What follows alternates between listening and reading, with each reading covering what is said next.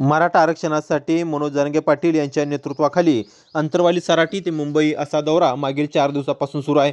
हा दौरा सुरू झाल्यापासून असंख्य मराठा बांधव या मुंबई मोर्चामध्ये सामील होत आहेत। मनोज जरांगे पाटील यांचा मुंबई मोर्चा हा काल नगर जिल्ह्यातील सुपा तालुका पारनेर या ठिकाणी पोहोचला होता।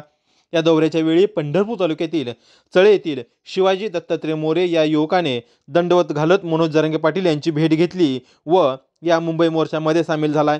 दंडवत घालत मनोज जरांगे पाटील यांची भेट घेतल्याचा व्हिडिओ सध्या सोशल मीडियावरती व्हायरल होत आहे।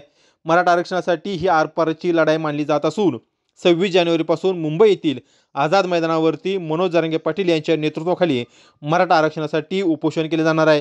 या मुंबई मोर्चासाठी सकल मराठा समाज एकवटला असून मोठ्या संख्येने नागरिक ट्रॅक्टर, जीप व इतर वाहनांच्या साहाय्याने या मोर्चामध्ये सामील होत आहेत। जागोजागी सकल मराठा समाजाच्या वतीनं नागरिकांच्या अन्न पाण्याची, जेवणाची व राहण्याची सोय करण्यात येत आहे। लाखोंच्या संख्येने हे भगवे वादळ मराठा आरक्षणासाठी मुंबईकडे कूच करत असून सरकारला यावरती निर्णय घेण्यास भाग पाडण्याचे चित्र सध्या तरी दिसत आहे।